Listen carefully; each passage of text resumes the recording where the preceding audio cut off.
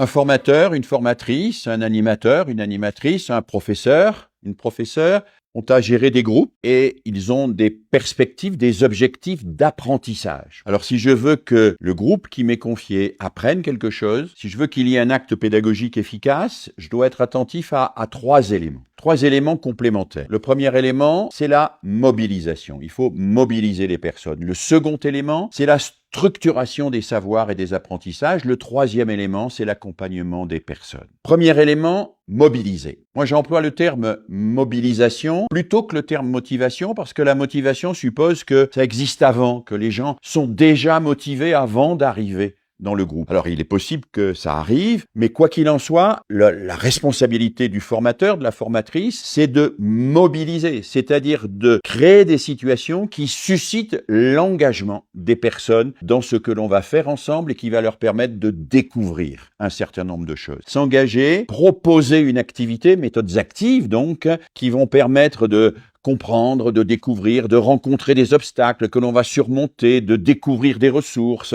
Et tout ça va permettre de faire émerger toute une série de connaissances, de savoirs. Et deuxième temps, essentiel, ces connaissances, ces savoirs, il va falloir les structurer, les organiser, les formaliser parce que l'esprit humain ne retient vraiment que ce qu'il a ordonné. Ordonner cela, ça veut dire qu'il faut des temps où chacun va, par écrit, par oral, en expliquant à quelqu'un d'autre, se remettre en mémoire l'ensemble de ce qu'il a découvert, l'organiser pour créer du sens, pour structurer un discours. Et puis, le troisième élément qui est absolument indissociable des deux premiers, c'est l'attention à chaque personne. Le formateur, la formatrice, l'animateur, l'animatrice doivent à chaque instant vérifier que la personne qui est singulière, qui a sa manière d'apprendre, qui a sa sensibilité, qui a ses problèmes aussi, s'implique réellement dans le groupe et participe au groupe. C'est un vrai souci que l'on doit avoir en permanence avec un double regard.